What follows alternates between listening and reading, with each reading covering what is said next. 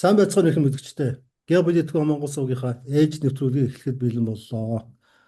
За, Эрдэнэчил улс сайд таны өнөөдрийн амгалан гэрье. Баярлалаа. За, Сайхан амруу. Эрдэнэчил улс сайдыг сайд гэж хэллээ. Ийм сайд байхгүй үстэй гэж хүмүүс байн л ярих юм.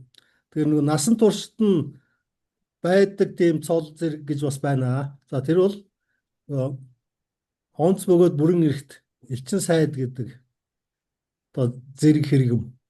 Энэ бол насан туршид нь одоо зөөгдөж явдаг юм зүйл. За тэрнээс гадна Эрдэнэчил улс сайд бол одоо 2000-аас 2004 онд одоо Монгол улсын гадаад хэргийн сайдаар ажиллаж байсан хүн. Тэгээд сайд гэдгээрээ ер нь олон түмэнд алдарсан ийм хүн. Тэрнээс гадна албан ёсны доонц бөгөөд бүрэн эрхт элчин сайд хүн. За тийм учраас манай үзэгчид бас ингээд Эрдэнэчил улс сайдыгаа сайд гэд хэлээд сурчихъя. За үүнд нэг хачирхаад байх хэрэггүй гэж. За тэрнээс гадна бид хоёрын нэвтрүүлэг одоо нэг хагас жил орчим болж байна. 30 орчим дугаар явж байна уу сайдаа? 33. Өнөөдрийнх нь 33 дахь. 33 дахь дугаар маань явж байна. За бид хоёрын хувьд олон улсын харилцааны асуудлаар одоо блог хийж та бүхэнд хүргэж байгаа.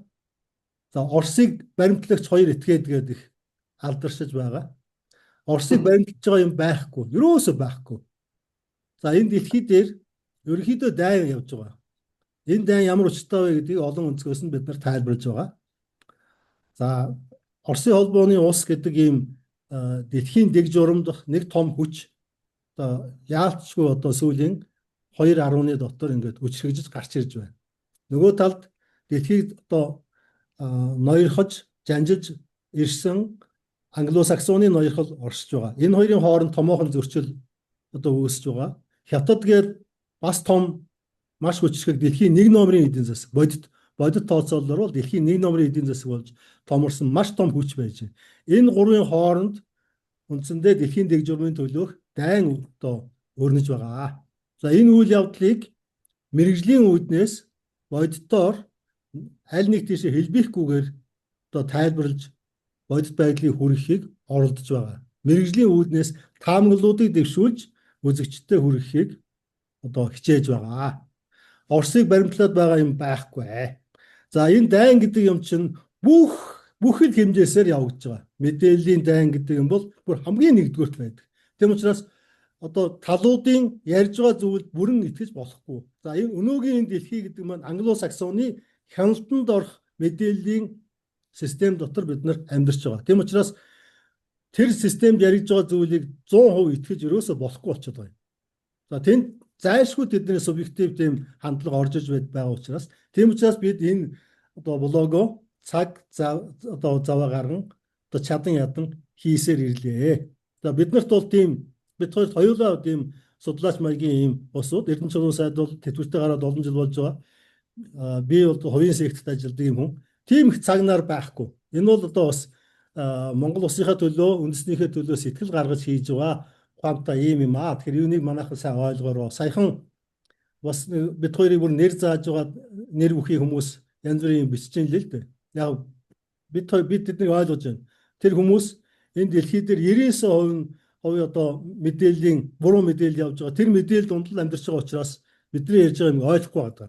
За ийм нэг одоо бяцхан тайлбар хийе. Ингээд бид хоёр чадан ядан тайлбаруудыг одоо хөргөж байгаа. За тэрэн дотор бас жижиг сажиг заримдаа одоо дутуу ойлгосон магадгүй бас буруу тайлбарсан ч юм уу тийм юмнууд гарч байгаа. Тэрийг бид нэр тухай үед ингээл одоо таамаглалууд учраас тийм ээ. Гэхдээ мэрэгжлийн хүмүүсийн одоо логикоор гаргаж байгаа таамаглал нэг зөрөхгүй.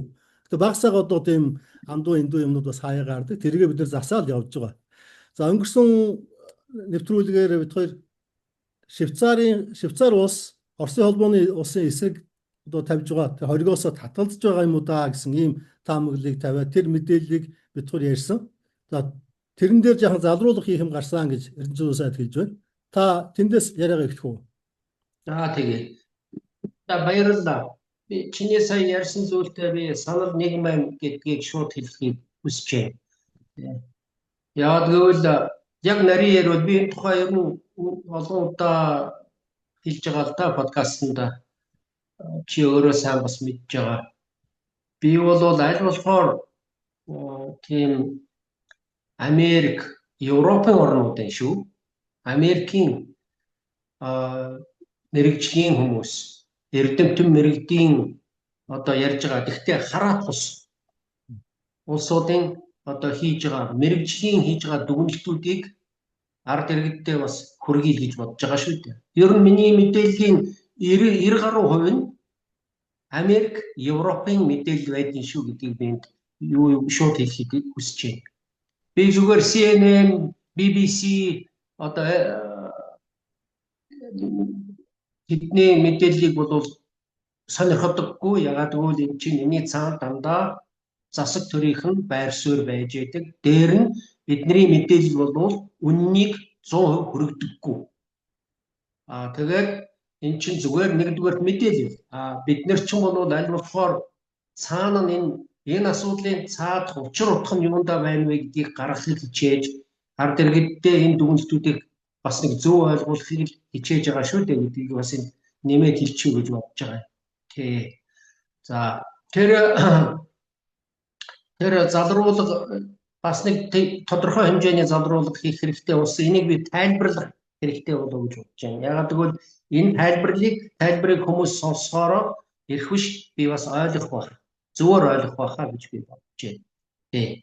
За энэ Швейцар улс өөрөө Оросын эсрэг одоо Европын холбооны хоригонд нэгдснээс гарсан гэсэн мэдээллийг би яг өөрөө уншсан байхгүй юу.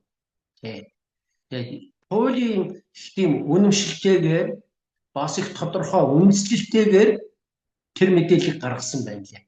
Тийм учраас би нэрээ үнэхээр эн чинь гэхдээ надад их сонин санагдсан. Үнэхээр ингэж том шийдвэр гаргаж байгаа юм байх таа гэж бодож байсан. Энэ нь бас учир шалтгаантай. Ягаад гэвэл Швейцар чинь Европын холбооны гишүүн улс бас биш нэгдүгээр. Хоёрдугаар Швейцар 500 жил байнгын төвийг сахисан бодлого явуулж ирсэн улс. Энэ талаас нь бодоход нэрээ чи ийм юм байс үнэхээр гарсан болоо да гэж надад ойлгогдсон. Ягаад гэвэл эцсийн эцэст энэ бол Швейцарын засгийн газар, Швейцар улсын эсрэг одоо эдийн засгийн хоригн Швейцар улсын дотоодын одоо эдийн засагт муугар нөлөөлж эхэлж байгаа байхгүй юу? Энэ бол Европын бүх орнуудтай холбоотой. Тийм учраас би энийг сайхан тайлбарлаад бас ярьж хол бас зүгээр юм болов уу гэж бодсон юм байна. За энэ дээр ингэж би нэгдүгээр би бас чамд талархал илэрхийлэх хэрэгтэй гэж бодож байна. Ягаад гэвэл чи анх надад энийг анхааруулж надад мэдээ өгсөн. Нэрээ эн чинь одоо яг үнэн үү үгүй. Тэгээд би энийг үнэхээр судлаад эргээд бүр нарийн хвшингээд үзсэн чинь үнэхээр бүрэн мөсөн гараагүй юм байна лээ. Тэгвэл энэний цаана зөндөө нюанс байгаа гэдгийг би бас энд давхар хэлчихье гэж бодож байна. За энэ ер нь бол иймэрхүү зүйлүүд цаашид гарахыг бол үгүйсгэж болохгүй. Яагаад гэвэл энэ Украины дайн хийснээс хойш энэ үндсэндээ мэдээллийн том дайн явж штеп. Чи сая хэллээ. Мэдээллийн том дайн явж байна.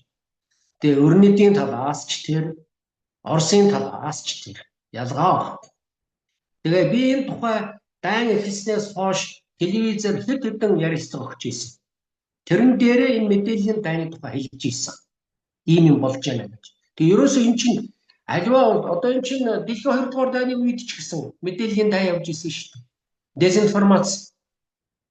Одоо нөгөө талыгаа одоо дайсны талыгаа хуурж мэхлэх янз бүрийн юмнууд ингээ явж ирсэн баггүй. Тэрнтэй адилхан өнөөдрийн Украины дайнтай холбогдуулж хэлэхэд бол энэ мэдээллийн дай явж илээ. Нэгэндээ одоо худал мэдээлэл олон нийтэгчдэр нэгэндээчдэр олон нийтэгчдэр бас өөр мэдээлэл гаргахыг бол хичээх нь бол аль талд нь бол ашигтай зүйл гэдгийг тэмдэглэх хэрэгтэй гэж бодож байна. Тийм учраас иймэрхүү байдал дахиад гарахыг бол үгүйсэх юм байна.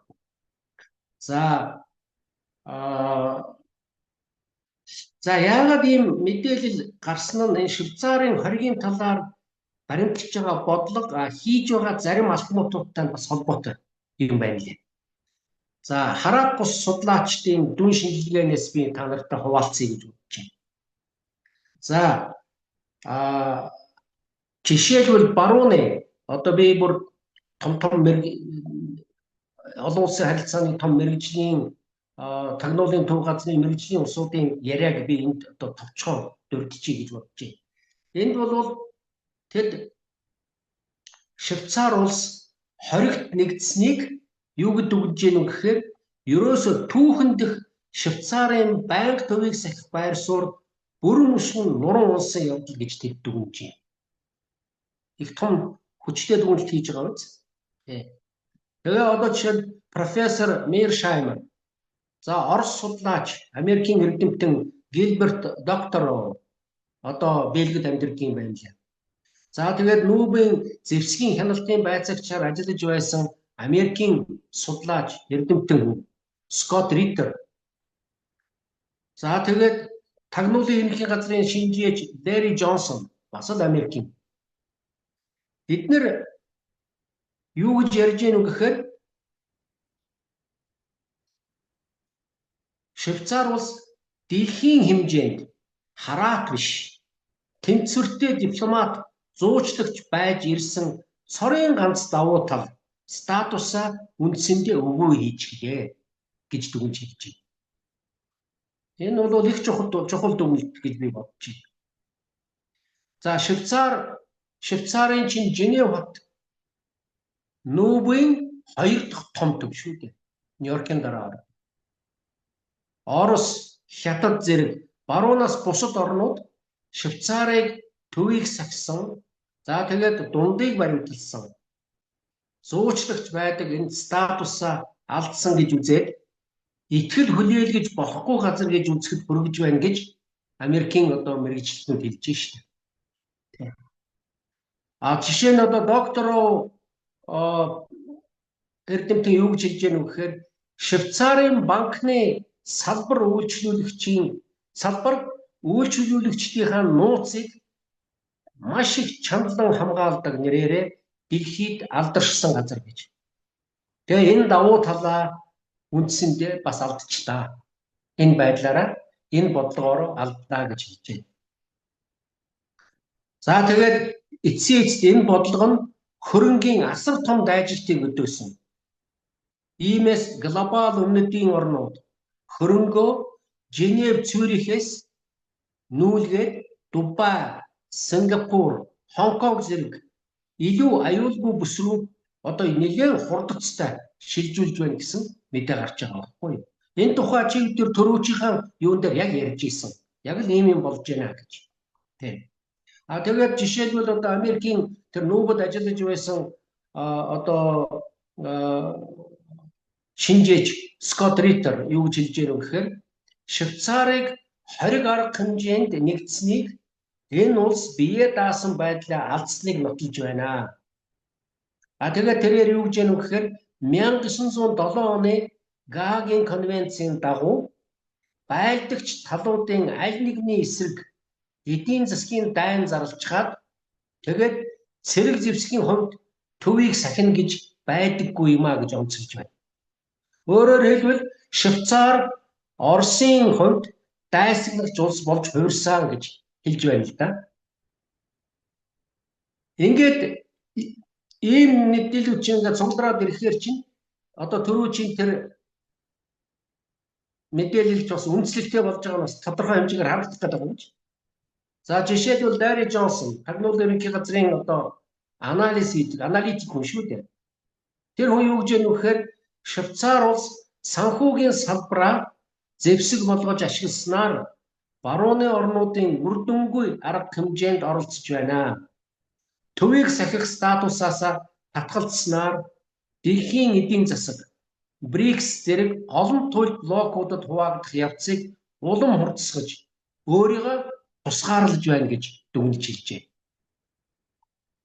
Дээр нь энэ Швейцар улс чинь Европын холбооны би түрүү хэлсэн гишүүн орн биш.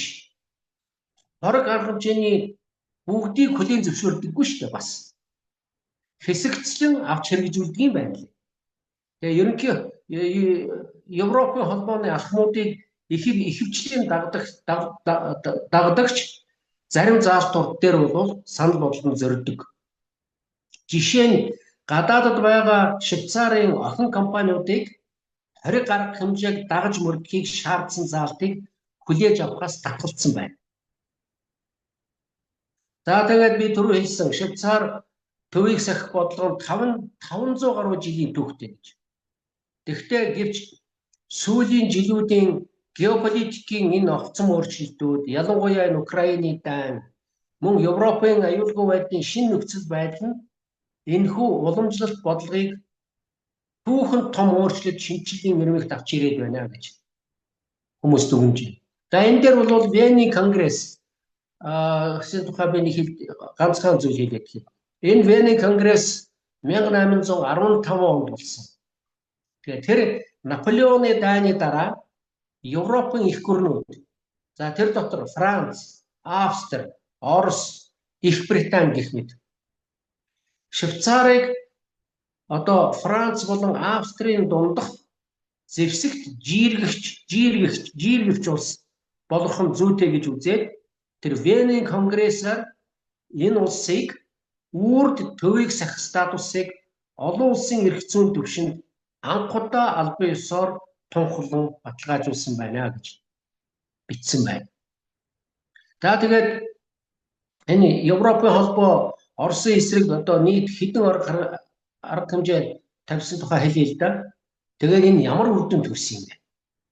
За Европын холбоо 22 оноос 22 оны 2 дугаар сараас хойш нийтдээ Оросын эсрэг 21 багц хориг арга хэмжээг хэрэгжүүлж байна. Тэгээ гол зорилго нь юу байсан? Оросын дайны санхүүжилтийг бууруулах, цэрэг тэгээ өндөр технологийн бүтээгдэхүүний нийлүүлэлтийг хязгаарлах, эрчим хүчний орлогыг багасгах, тэгээ дайны эдийн засгийн өртгийг нэмэгдүүлэх зориуд тийм арга хэмжээнд зорилго тавьж энэ арга хэмжээнүүдийг авч байна. Тэгээ үр дүн нь юу болсон? Барууны зах зээл технологид нэвтрэх боломж бол мэдээж хэрэг мэдэгдэхүйц хязгаарлагдсан. Гэхдээ Оросын эдийн засаг нуран унаагүй. Энийг барууныхан өөрсдөө хүлээн зөвшөөрч байгаа. Тэгээд Орос улс Хятад энэ их Турк зэрэг улсуудтай худалдаагаа эрчимжүүлсэн учраас хямралд ороогүй. Тэгээд эцсийн дайн зогсоох биш, дайн зогсоогүй. Тэгээ хориг нь Оросын бодлогод өөрчлөлт бол гаргаагүй байна. Тэгээд энэ Европын орнуудад үзүүлсэн эдийн засаг улс төрийн нөлөө нь ямар байна? Тэднэрт бол Европын орнуудад ихээхэн хэмжээгээр одоо Оростой хийжсэн худалдаа муугар нөлөөлж шít. Тэгээ одоо эдийн засгийн сөрөг нөлөө маш их том сөрөг нөлөө үзүүлж байна. Эрчим хүчний үнэн баруун Европт бол зөв Европ одоо ялгаа авахгүй юм чи. Баруун зөв Европ. Таны эхний сэдв чинь нэлээ сундарч шүү. Та тэргээ бодороо. За тэгээ энэ эрчим хүчний одоо үн огцом өссөн Европод. За энэ инфляцийн мэтлээ. Эрчим хүч их хэрэгэлдэг үйлдвэрүүдийн өрсөлдөх чадвар нь буурж байна. Тэгээ Оросын зах зээлийг алдсан компаниуд маш их хэмжээний хохирол амсаж байна. Тэгээ засгийн газрууд энэ эрчим хүч батлан хамгаалахад илүү их төсөв зарцуулах болж шүү дээ. За тэгээд энэ Герман ч одоо юу болж байна? Хамгийн том эдийн засгтай Герман улс Европод. Одоо их хэмжээний одоо том үйлдвэрүүд нь Америк руу нүүж байна шүү дээ. Энийг одоо юу гэж тайлбарлаж ярих вэ? Тэгээд дээр нь энэ улс төрийн нөлөө. Одоо тэгэхээр Европын холбоо одоо хэдийгээр нэгдмэл байсан ч гэсэн одоо энэ дайн дээр энэ цаг хугацаа өнгөрөх тусам шинэ хоргийн талаар санал зөрөлдөөн ихээхэн нэмэгдэж байна. Тэгээ энэ чинь улс орнууд чинь өөрийнхөө салбарын ашиг сонирхлоо хамгаалах байр суурь илэрхийлж байгаа бол зөндөө гарч ирж байна. Тэр нь одоо жишээлбэл хараа Унгар, Словак, Грек, Итали, Австри, Герман, Франц, Португал гэж орнууд гарч ирж байна шүү дээ. Тэгээ энэ улс орнууд чинь хоргийг бүхэлд нь эсэргүүцээгүйч өөрийн эдийн засагт хэдих хохирол учруулахгүй байхыг бол шаардаж энд чинь одоо шаардлагаар болж шүү дээ. Одоо жишээ нь 22 оноос өмнө 500 гаруй Италийн компани Оросд үйл ажиллагаа явуулж байсан бол одоо бол нэлээд нь гатсан. Зарим нь бол хөрөнгө оруулалтаа зогсоосон. Гэхдээ өнөөдөр одоо 26 онд хэдэн зуун компани, одоо миний сонссноор 300 компани, Италийн компани одоо үйл ажиллагаагаа Оросын холбооноос дүргэлжүүлсэн хэвээрээ л байж байна. Ингээд үзэхээр чинь бол энэ чинь ийм асуудлууд зөндөө их гарч ирж байна. Тэгэхээр одоо энийг бол ер нь харгалзаж үзэхгүйгээр одоо жишээл энэ асуудал цаашдаа бол явахгүй. Тэр байтугай Америк нэгдсэн улс ч гэсэн Оросын холбооны улстай хэд хэдэн чухал салбар дээр одоо сансар, цөмийн салбар дээр бол хамтын ажиллагаагаа зогсоогоогүй шүү. Улам өргөжүүлэл явж байгаа. Иймэрхүү байдалтай байж байна. Тийм учраас бол ер нь энэ тал дээр дотооддоо бол Европын холбоо бол маш их бас зөрчилдөөнтэй байгаа гэдгийг энд би тэмдэглээд хэлчихье гэж бодлоо. За үүгээр би зарим зүйлийг хасаад давчлаад дуусгачих гэж бодож байна энэ асуудлыг. Өмнөх нэвтрүүлгээр Швейцар одоо Оросын эсрэг хоригоос татгалзаж байгаа юм биш үү гэдэг юм ярьсан. Тэр бол арай тийм биш юм байна гэдэг залруулгыг сая хийлээ. Гэхдээ тэр чиглэл нь бол хүчтэй байна гэдгийг саяын тайлбар нотолж байна шүү дээ. Өснөө олон асуудалтай учраас ерөнхийдөө албан ёсоор одоо хоригоос татгалзаагүй боловч татгалзахаас өөр арга байхгүй тийм байдал орж байгаа юм байна. Тэгээд үндсэн хуульдаа заасан заалтыг үндэслээд бид одоо санхүүгийн энэ манг санхүүгийнхээ энэ үйл ажиллагаагаар Оросын эсрэг хоригт нэгдэхгүй гэдгээ ерөнхийдөө илэрхийлчихсэн байгаа. За энэ бол ийм чиглэлтэй юм байна. Тэгэхээр энэ чиглэлдээ ер нь цаашдаа албан одоо бусаар боловч хоригийн эсрэг явах нэ гэдэг чиглэл байна. За нэг хоригтой холбоотой нэг зүйл би нэг товчгоо юм хэлье. За нэг нэр бүхий хүн бид хоёрыг бүр нэр зааж байгаа нэлийн доромжилсон маягтайгаар за хоригийн тухай юм ярьсан. За шинэ хориг Америкт батлагдлаа. Линдзи Грэхэм гэдэг одоо алдартай неокон дайнч одоо сенатч нас барсан. За тэр хүн бас нэлийн паянтайгаар одоо өглөн болсон л доо. Тэр хүн нэг нас барсны дараа одоо Америкийн хэсэг сенатч 60 сенатч нийлээд Линдзи Грэхэмийн нэрээр Оросын эсрэг одоо хориг 2026 оны хориг гэдэг тийм хууль батлуулахаар одоо өргөн барьсан байгаа юм. За тэр тухай одоо тэр хүн ихэд баярлаж за энэ одоо ингээд Оросыг дуусгах хориг одоо батлагдлаа, хууль батлагдлаа. За Эрдэнэ чулуун буян цогтой хоёр одоо тэнгийг одоо яриад байдаг юм бол тэр хоёрын яриад байдаг юм бол худлаа болох боллоо гэсэн нэг тийм одоо зайлуул утга учиргүй юм бичсэн л дээ. Тэгэхээр тэрнийх нь хариуд нь би бас нэг нийтлэл бичсэн байгаа.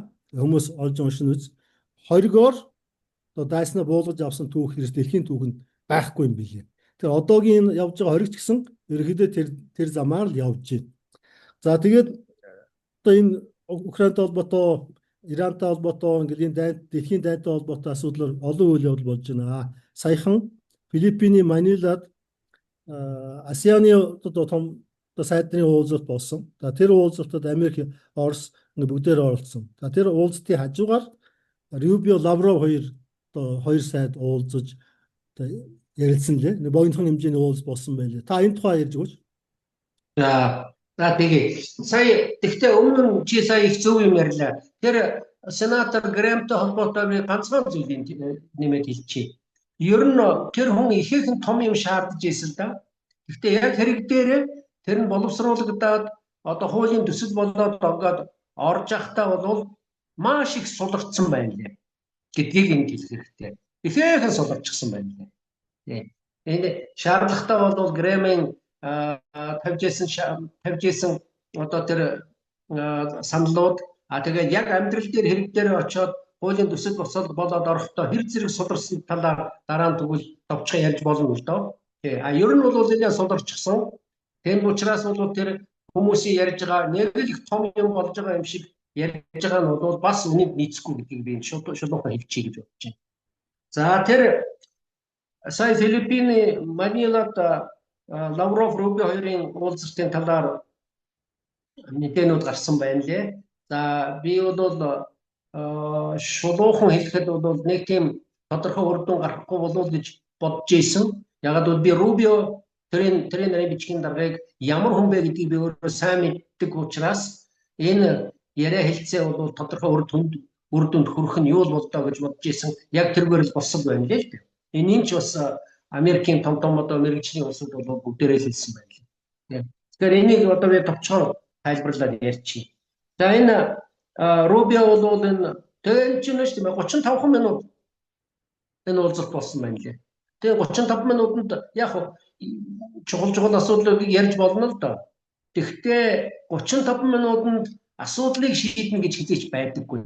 Дэвсгэр тавьчих чадахгүй гэж би бодож байна. Тэр учраас орчуулгагүй болдог болов ямар бол? Тэрнийг би мэдэхгүй байна. Ер нь бол хэн Лавров сайд чинь бол англи хэлийг бол тун сайн мэддэг хүн шүү дээ. Тэм учраас бол шууд портфолио хувьд ямар байд юм болоо байхыг бол би үгүйсэхгүй. Портфолио л дах байх та. Портфолио нь яа гэм бол? Яа одоо мэдгүй. Тэр чинь ер нь бол байна шүү дээ. Одоо зарим тийм дотоод албан ёсны том арга хэмжээнд дээр бол өөрийнхөө үндэсний хэлээр ярих байх л да. Ер нь бол ажил хэргийн юм дээр бол тэгэл англи хэл чинь давмгаалаад явчихдаг шүү дээ. Хаач гэсэн. Тийм учраас бол би яриа хэлцээ хийж байхдаа би жишээ нь Америкт очиод Америкийн том албан тушаалтнуудтай уулзж байхдаа би шууд англиар л ярьждаг байсан. Ягаад гэвэл би очиод заавал одоо орчуулга хийлгүүлээд сууж явах бол тэгж их цаг заваа барж явах бол шаардлагагүй гэж би бодож байсан. Нэгдүгээр. Хоёрдугаар яг зүгээр ерөнхийлөгчийн хэмжээний одоо уулзалт болж байгаа бол яг бас төрөл хэлээрээ бол үндэснийхээ хэлээр ярихыг бол бас үгүйсэхгүй л дээ. Гэхдээ би бол тийм ийм асуудалд нэг тийм ач холбогдол бас төдийлөн өгдөггүй. Тийм. Чи хэл усын сайн мэддэг юм бол шууд тэгэл яриад явчих хэрэгтэй шүү дээ. Орос холбооны улсын гадаад хэргийн сайд Иванов Монголд албан ёсны айлчил би шууд орсоор л ярьсан шүү дээ. Би тэгэхгүй монголоор яриад дараа нь орсоор орчуулга хийлгүүлээд сууж явах бол надад шаардлага байхгүй байсан гэж би бодож байна. Чи ажил хэргийн уулзалт дээр нь чинь орос хэлээ би өөрөө олон жил үзэж сурсан хүний хувьд бол надад орсоор ярьсан хамаагүй амар байсан. Би монголоор яриад орчуулга нь хэр зэрэг чанартай болохыг бас хэлж мэдэхгүй шүү дээ. Тийм учраас энэ дээр анхааруулжтай юм бас байдаг.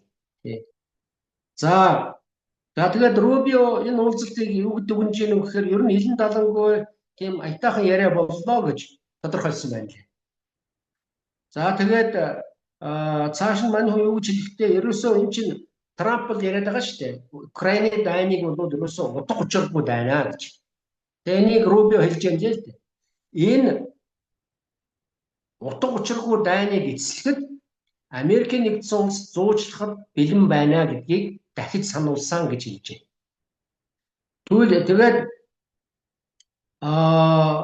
мань хүн өөрөө ер нь юу гэж хэлж яах вэ гэхээр сүүлийн саруудад Америкийн нэгдсэн улсын дипломат одоо хүчин чармайлт зогсонг байдалд орсныг бол үндсэндээ хүлээн зөвшөөрөөд тэгээ урт хугацааны шийдэлд хүрэхийн тулд Украин Оросын холбооны улс аль алинд нь хүлээн зөвшөөрөгдөх шин санаачлах олох шаардлагатай гэж тэмдэглэсэн байна. За энэ дээр би тайлбар хийх хэрэгтэй гэж бодож байна. Ерөөсөө Рубио бол Америкийн засгийн газарт Украины талыг одоо бараг хэд баримтлагчийн тоонд ордог. Иймээс энэ уулзалтаас ер нь нааштай үр дүн хүлээх нь бодит биш байсан гэдгийг би түрүү хэлж ирсэн. Тэгээд чинь 35 минут болсон. Тэгээд яг энэ шин санаачлах гэж яриад байгаа.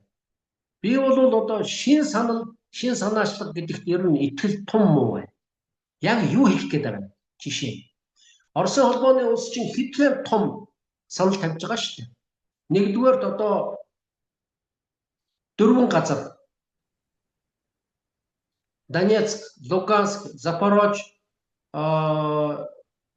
Донецк, Луганск, Запорожь, нөгөөх нь үлээ дөрөвдөх нь Херсон. Херсон. Энэ дөрвийг бол буцааж өгөх тухай асуудал байхгүй. Нэгдүгээр. Хоёрдугаар тэд нар чинь өөрсдөө тусгаар тогтчихсон. Оросын холбооны улсын нэг хэсэг болчихсон. Оросын холбооны улсын үндсэн хуульд энэ нь баталгаажуулчихсан. Мөн адилхан Кремийн асуудал. Кремийн ард иргэд 97-8%-аар тусгаар тогтно гэж хэлсэн шүү дээ. Тэгэхээр Оросын холбоонд улсаа нийлчихсэн шүү дээ. Тэгэхээр ийм асуудал дээр бол жишээлбэл шин санаачлаг, шин санаа оноо гаргана гэж байхгүй гэж бодож байна. Нэг. Хоёрдугаар Оросын холбооны улс маш тодорхой хэлж байгаа шүү дээ. Энэ чинь Оросын холбооны улсын аюулгүй байдал бол ноцтой аюул учруулж байгаа юм аа. Хэрвээ НАТО бэлсэх юм бол Украин. Тийм учраас Украин төгс агсан улс байх ёстой гэж. Тэгээд денацификац хийх хэрэгтэй. Бидгээр нэг 7 минут үлдлээ. Орос холбооны за. Тэгэхээр ийм байдалтай байж хахад одоо шин санаачлаг ямар шин санаачлагын тухай ярьж байгаа нь бол ихээхэн бүрхэг байна гэдгийг би энд юуны өмнө хэлэх хэрэгтэй гэж бодож байна. Тэгээд Лавров юу гэж хэлсэн гэхээр ерөөсөө өрөндийн орнууд Украинд зэвсэг нийлүүлсээр байгаа нь бидээж хүлээн зөвшөөрөхгүй шүү гэдгийг онцолсон байна лээ. Тэгээ ер нь манай хүн бас хэлж байгаа л дээ тэр Анкоридж биш үү? Аляскийн Анкориджд болсон Америк Оросын дэд хэмжээний уулзалтын үеэр одоо ярьж хэлэлцсэн дипломат зарчмуудыг баримтж байгаагаа хэлсэн. Тэгэхэд Рубионыг хүлээн зөвшөөрөв.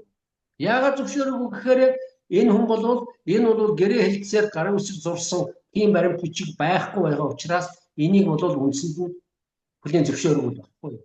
Гэтэл олон улсын дипломатад гадаад бодлогод gentleman agreement гэж юм байдаг. Энэ чинь яриад амаар тохирсон юмнууд байж болдог. Гэтэл энийг Рубио бол огт юуж мэдгүй хүн биш байх л гэж би найдаж байна. Тэгэхэд бол одоо нэгэнт гэрээ хэлцээр байгуулаагүй гарын үсэг зураагүй учраас одоо энэ бол тэр Анкориджд ярьсан зүйлүүд бол ачаал бүгдлэг гэж ярьдаг нь бол утгагүй юм. Тийм учраас энд бол энийг зайлшгүй ойлгох хэрэгтэй. Тэгэхээр энэ дээр бол Америкийн том мэргэжлүүд нь шууд өөрсдөө хэлж байна. Энэ ерөөсөө дипломат ёс төдийн уулзалт боллоо гэдгийг бүгдээрээ тэр тэмдэглэж ярьж байна.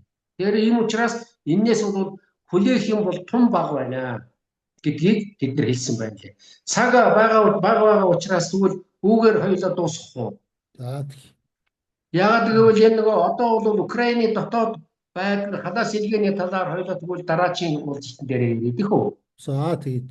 Гэхдээ одоо энэ тухай жоон дурдахгүй одоо барууны эвл мэдээлэлээр бол Украин ялж байгаа л гэж яриад байгаа. За дроны одоо их том цохилт хийгээд Оросыг бол одоо хүнд байдалд оруулсан ялж байгаа гэдэг. Гэтэл одоо саяхан их том халаас илгээ боллоо. Ерөнхий хамгааллагчаа зэвсэгтүүчнийхээ ерөнхий хамгаалагчийг сольж байна. Батлан хамгаалах сайдаа сольж байна. За тэгээд жагсаал цуглаан энэ төр болсон юм. Тэгэхээр ялж байгаа газар ийм юм болдго юм уу гэдэг асуултыг мэргэжлүүд тавьж ирсэн. Энэ тухай товчхон яриач 2-3 минут. За. Тэгэхээр энэ чи юу л да? Дрон пуужин харавснаар дайнд ялна гэдэг ойлголт байдаггүй юм а гэдгийг юуны өмнө хэлчих. Тийм байдаггүй юм. Одоо саяхан энийг Ираны эсрэг Америкийн нэгдсэн улс хичнээн хүчтэй бараг хамгийн өөрийнхөө одоо хүчтэй зэвсгээр бөмбөгдөөд Ираныг буулгаж авч чадаагүй шүү дээ. Өрнөдийн орнуудын чинь том мэргэжилтнүүд хэллээ шүү дээ. Энэ чинь хэрэг дээр Иран ялагдаагүй харин Иран ялчлаа гэж дүгнж ярьж байгаа. Чивтэрийн нэгэн тухай ярьж ирсэн. Тэгэхээр энэ дээр бол Ираны тухай би ярьж шүү дээ. Иран чинь Оросын дэргэд бол хэд дахин жижигхэн улс хүчин чадлынхаа хувьд бол Орос байтугай том орнуудад ойртохооргүй тийм жижигхэн улс байгаа байхгүй юу? Яг хөө гэхдээ бүсийнхээ хэмжээнд бол том улс л да. Тэнийг бол би үгүйсэхгүй. Нэг хоёрдугаар чинь цөмийн зэвсэгтэй улс биш. Оросын холбооны улстай бол ямар нэгэн байдлаар тэр энэ зэрэг улсад энэ зэрэгцэж орчих улс биш шүү дээ. Тэгэхэд Оросын холбооны улсыг жишээлбэл Украин ямар нэгэн байдлаар ялнаа гэж тийм юм гэж хаана байсан бэ? Тэр тийм байх ямар ч утга учир бай. Магадгүй НАТОгийн бүх гишүүн орнууд өөрийнхөө цэргийг зэрэг зэвсэг бүгдийг юу руу Украин руу явуулаад тэгээд бүгдээрээ нийлж байгаа байлдах юм бол бас бодвоштой асуудал. Тэгээд ч би ялахгүй гэж бодож байна. Тухайн үедээ 40 онд 41 онд юу боллоо одоо?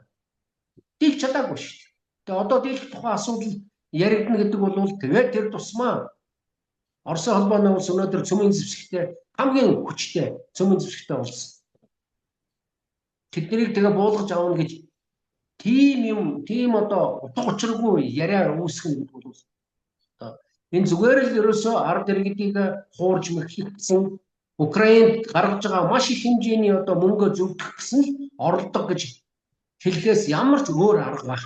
Энийг бол би мэрэгжилтэн байж иж ойлгодог асуудал биш. Энийг зүгээр жирийн хүн ойлгоход их амархан асуудал байгаа байхгүй юу? Тийм учраас энэ дээр бол асуудал бол маш их тодорхой. Оросыг ялна гэж асуудал байх.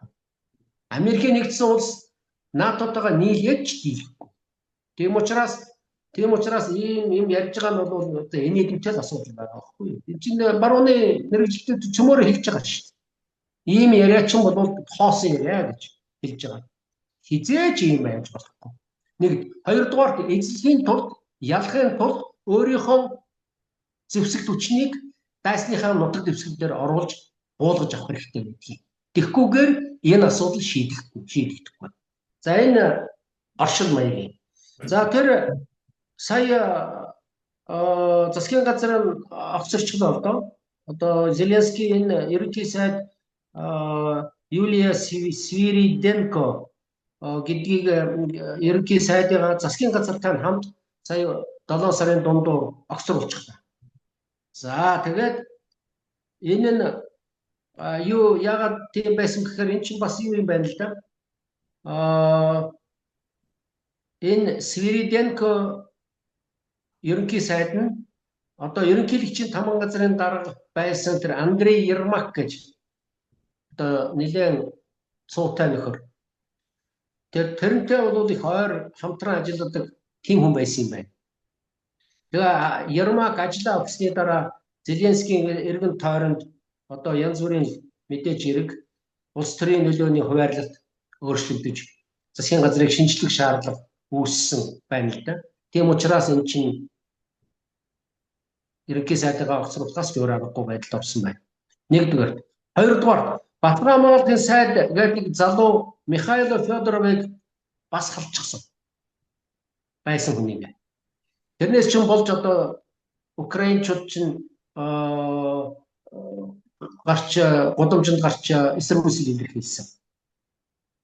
За тэгээд тэр хүн өмнө нь тэр сахим шилжилтийн сайдаар ажиллаж байсан юм байна л дээ.